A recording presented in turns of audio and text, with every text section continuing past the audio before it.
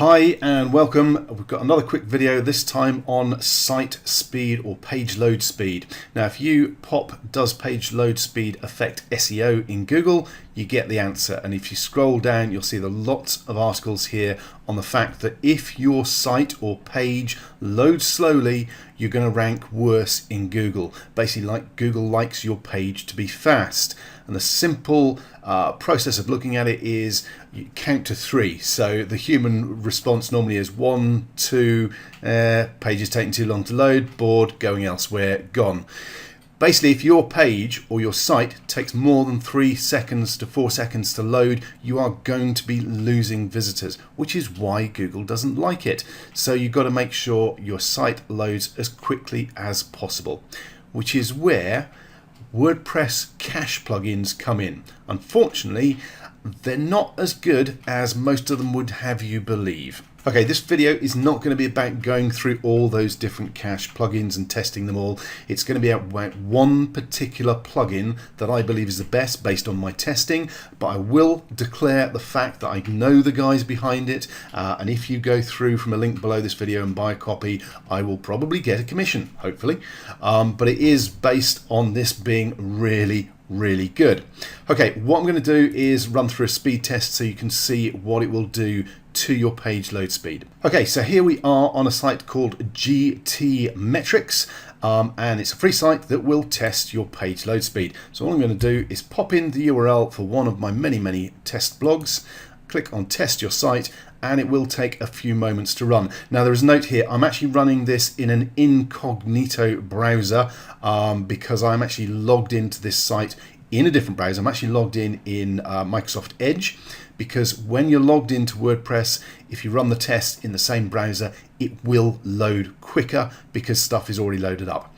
Now there we go, we've got the results up. And as you can see, the page load speed isn't particularly brilliant, 79%, 3.5 seconds. So what we're going to do now is pop across to my Microsoft Edge browser where I'm actually logged into the site, and I'm going to click on Upload Plugin, browse to where the plugin is, simply choose the plugin, which is called Viper Cache. Click on Install Now. It'll take a second or two to install it.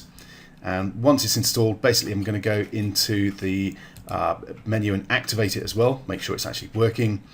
So it'll take a second or two, and as you can see, it's saying Viper Cache is activated, but it's unlicensed. So I'm actually going to pause the video for just a moment or two while I pop in my license key, because I don't want you copying my license key. I'll be straight back in just a moment. Okay, so I've activated my license and I've quickly come into the Viper Cache settings and switched it on basically. I've also enabled HTTPS because I've got a SSL certificate on this site. There are some extra bits here that I can switch on, play with, but the main thing is switch it on.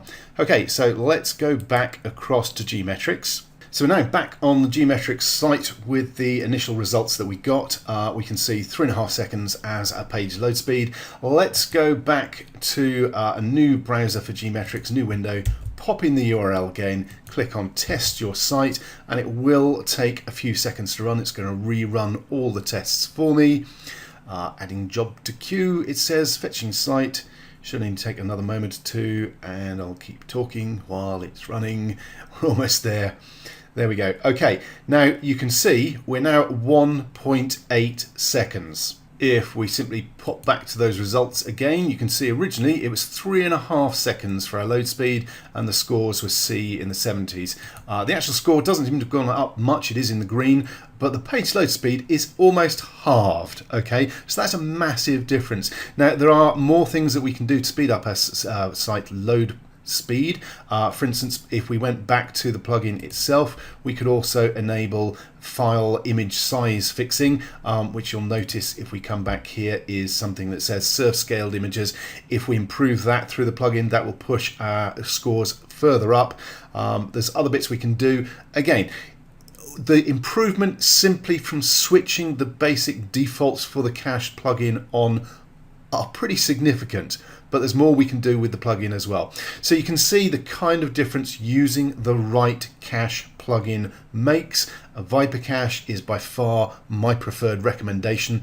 It does the job and it does it really well. Now, one quick note, when you first install the cache plugin, before you come and run the speed test, it is actually worth loading up the site itself. It depends on how many visitors you get to your site. This site gets quite a few visitors, so it's likely someone's already hit the site and initiated the cache itself, so it's done its job. Whereas if your site isn't getting a lot of visitors, you might want to just go to the site, put it in your browser, refresh the site, just so the cache has done its job and created a cached version of the page, then run the speed test, because that's when the speed increase will kick in because of that caching. Okay, so that's a pretty quick demonstration video of how to speed up your page load times. If you want to get a copy of that particular WordPress plugin yourself, you can find it on vipercache.com. So feel free to pop over there and have a look and check it out for yourself. Thanks very much for watching.